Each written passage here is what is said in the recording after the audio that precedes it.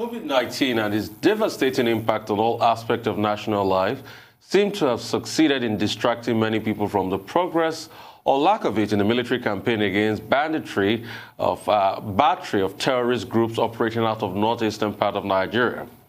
A few days ago, Nigeria's Army Chief Lieutenant General Tukur Buratai briefed President Muhammadu Buhari on the goings-on in the sector and claimed enormous gains that have been made by the military, including the neutralization of close to 1,500 fighters of the Boko Haram sect. So joining us now to look at all of this and more is Terrence Kuanum, a security expert and field researcher working for Global Amnesty Watch, an international human rights organization based in Geneva. Terrence, welcome to the program. Terrence, we've had our back and forth as regards the theater of war in the northeastern states of Nigeria. Tukur Buratai, the army chief, said over 1,500. Can you corroborate that number? And possibly, what has been the effect of this on the peace of the communities around there? Thanks for having me. In the last 2 months, the movement of the Chief of Army Staff to the Northeast has made phenomenal improvement into the fight against insurgency. We have it on record that 250 commanders of the Boko Haram have surrendered. 1,200 terrorists have been killed. 600 women and children have been rescued in the last 2 months. And it is quite a phenomenal achievement.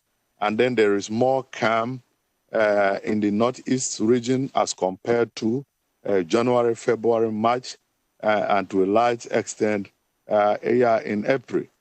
So it is a phenomenal achievement that he has. It is quite commendable.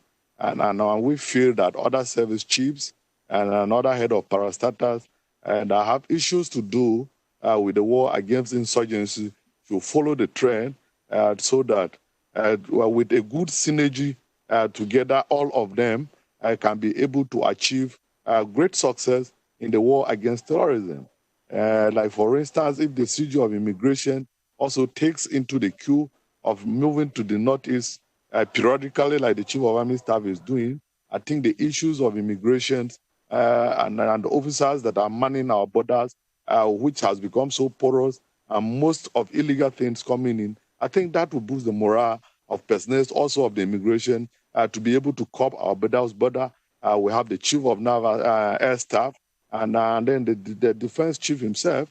So if periodic movement of service chiefs to the Northeast to be able to assist in this crisis will bring this kind of phenomenal achievement, it will be good for all of us. So I think the numbers is the Chief of Army Staff has given to the President actually collaborate with what we also have on ground in our books.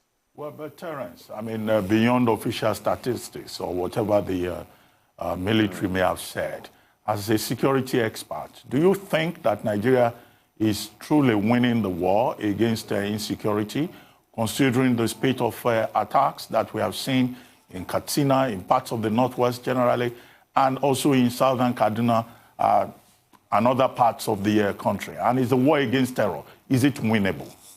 Your personal opinion, not what the military has said. Yeah, I'm not discussing what the military have said. I'm discussing what I have monitored and is in my books. I was only trying to collaborate that the figures it has given looks also similar.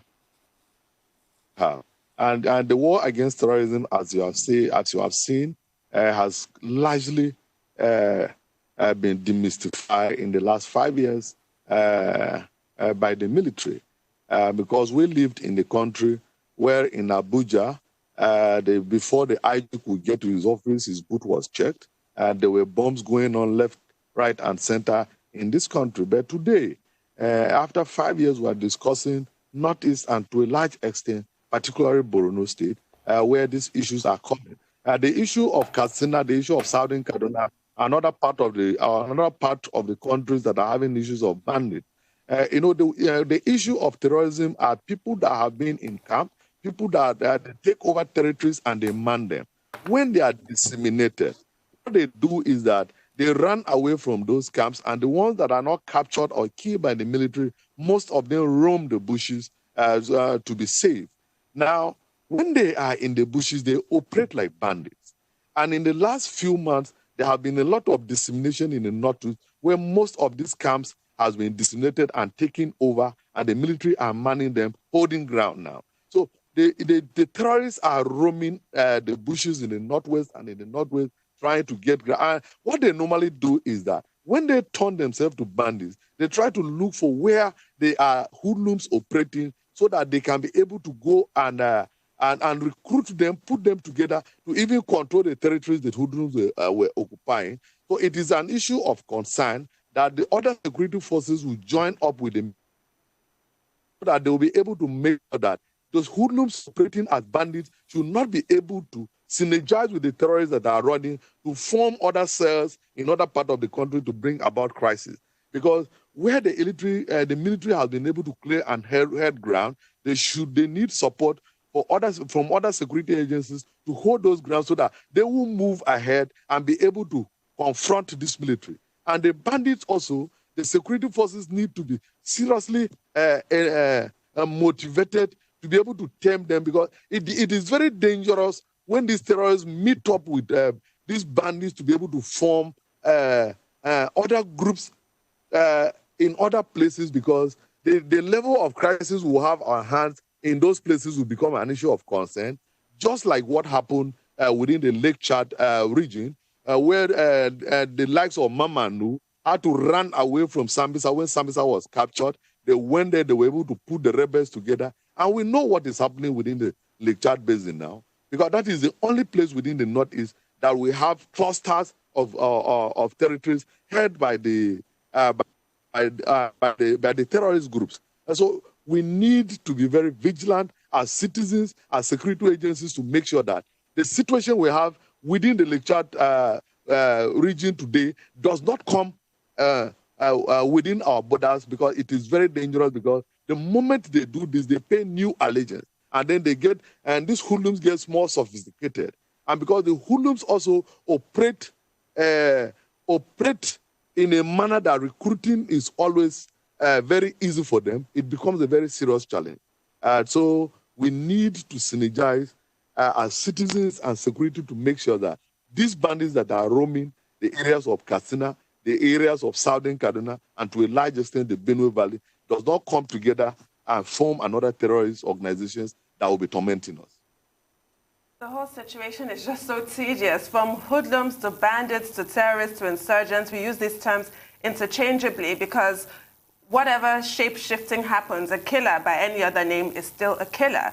You have given the military a glowing review just now, and yet it was reported that on Sunday, 6 soldiers were murdered in Auno. Again, the same Auno when in February, 30 travelers were just ambushed and killed and set alight.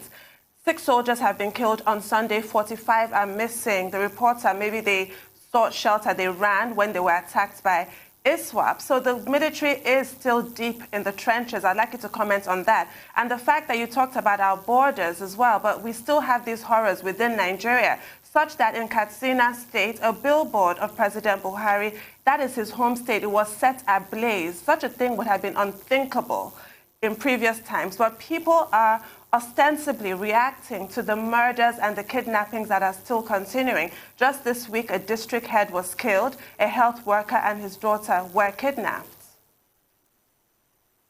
Yes. When you are fighting a battle, it's not only the enemy that has casualty, you also will have casualty. And the challenge the military is having in fighting this war against insurgency in the Northeast is the issue of intel. Most times we have citizens in the Northeast that have given intel to these terrorists to know the movement about the military. So the military has been having casualty. It is not just the one on Sunday in Auno. They have been having casualty in the last 7 to 8 years that this war. It is always quite unfortunate that we lose our personnel in this kind of situation. which is sad. Yeah, and the issues of using herdsmen, bandits, hoodlums interchangeably is because they are different security situations. The terrorists operate in a different manner with bandits. The terrorists use sophisticated weapons and take over and throw bombs. It's an ideological war. They use it to recruit people. They pay allegiance to international terrorists like the ISWAP and XYZ. The bandits are sophisticated criminals within our communities that are kidnapping people and collecting ransom and overrunning some communities in a bid to steal from them. So they are not as sophisticated as the terrorists. But these terrorists have a way of converting them into their activities because they are well funded, they have sophisticated weapons, and they are well protected by even big people within the society. So we use them interchangeably for people to understand, to know exactly who is operating within their communities and what is going to come if care is not taken. And that is why we go to that level. The issue of Katsina is very unfortunate, but you know the issue of border, like we're discussing, you know the proximity of Daura to the border. And the borders are so porous. And because these people are operating within the Lake Chad Basin, with a synergy with terrorists from Niger, from Chad, it's a very complex situation. And that is why we are insisting that citizens should stand up to be able to give intel on this movement. Because if you are being to places like Daura, where you realize that in the next 20 minutes drive on a very good road, you are in another country, it becomes a very complex situation, and our borders need to be seriously manned and checked to know who is coming in, who is trading along that border. Terrence, sorry to interrupt you. We need to take a short commercial break, but please stay with us. We'll be right back. So the Morning Show.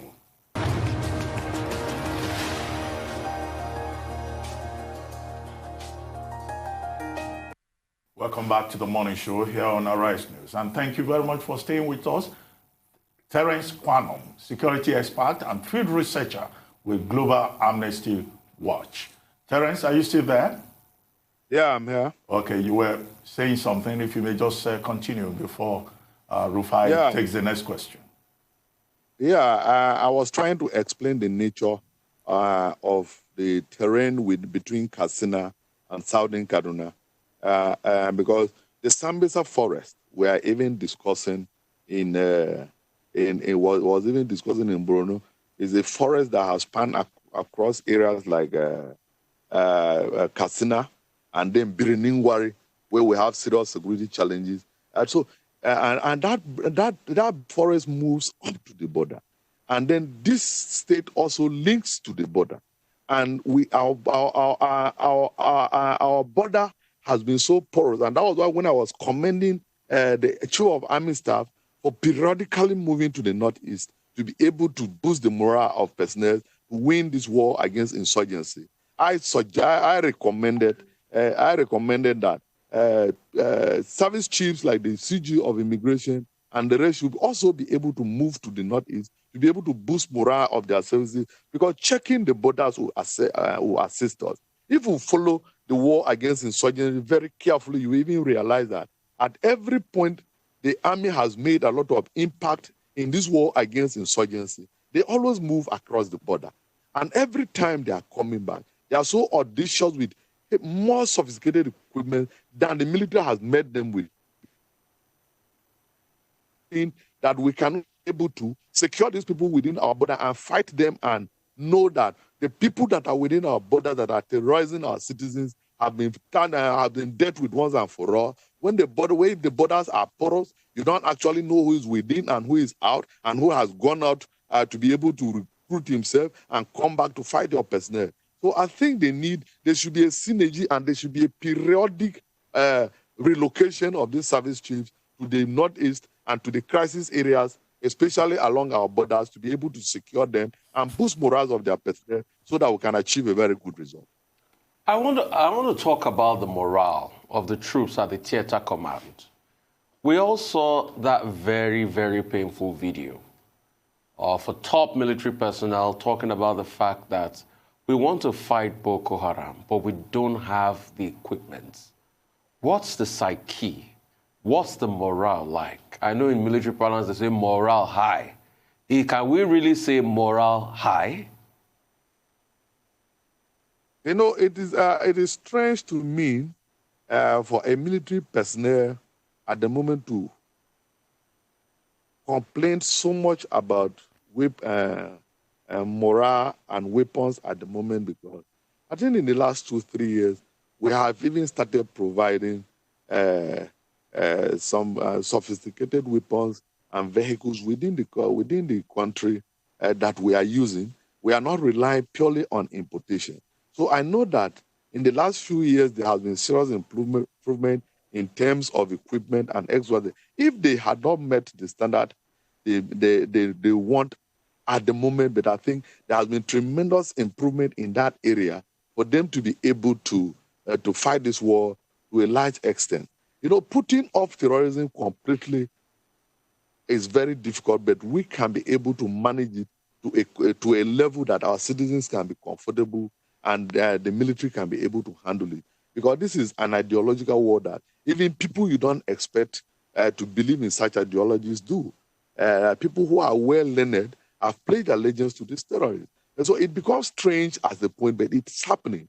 So ideological wars are difficult to wake up and say you're going to do away with them completely, but you manage them to a certain level that your citizens can have confidence to be able to move about their businesses, which I think we have, to a large extent, we have been able to do, because if we look at the rebuilding process that is even taking place in the Northeast, you appreciate what the military have been able to do, because I am aware that this year alone, 4 roads that were blocked in Borno State in the last 8 years have been open for use, at least within a period of time given by the rules of the theater. I'm aware that some lights have been connected and markets have been open in communities in Yobe and other places that these things were not happening. So I think there's an improvement, and I think life is also gradually returning back.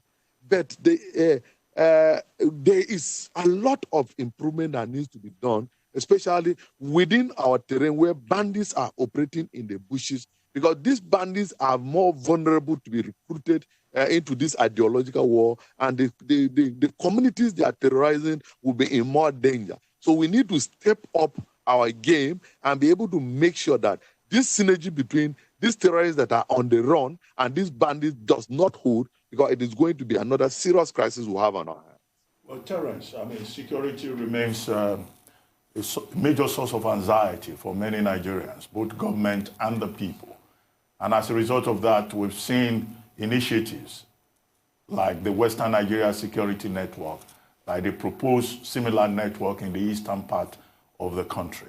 Now, or people calling for state police.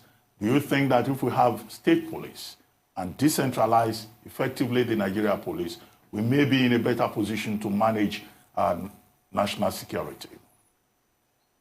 Yeah, I have always been of the opinion that any state or even local government that has capacity to run a police should do so, because our Constitution has provided so. The Constitution has provided clearly that the state should own a police. It does not say the federal government should own a police.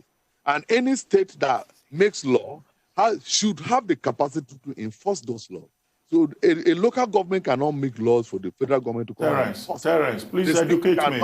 Terrence, please educate me. Which part of the Nigerian Constitution provides for state police? I said the Constitution says the state should own a police. The Constitution does not emphasize that it should be the federal government. It does not say the federal government. Really? And the Police Act we are even using is a pre-colonial act with just some nominal adjustments that are editorial. So there is no part of our Constitution that says the federal government. Are we referring to two different constitutions? Are you referring to the 1999 Constitution?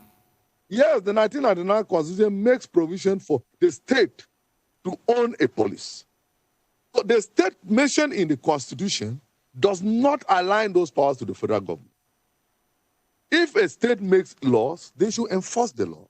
If a local government makes laws, They should enforce the law. You don't make a law for another person to come and enforce them for you. That is the challenge we've been having. And if you look at the Police Act that we had, it's pre-colonial. If we are serious with policing this country, we need to sit and review the Police Act that we have today. We need to interpret the Constitution properly for the states to go and have their police. Terrence, according to the Constitution, the state there is the state, the embodiment of nationhood, not necessarily states. Which is why we have... That's why you can say the Nigerian states. We have one Inspector General of Police. Our policing is done at the center, at the federal level. That is the interpretation by the Pre-Colonial Police Act. We are in a federating unit. Yes, that is the interpretation of the Police Act that we have. It's pre-colonial. And they did that because they wanted to have a central police to be able to tame our excesses. If we do away with the Pre-Colonial Police Act that we have in this country today, the states as a federating unit, they will go and have their state police. You will not be discussing Inspector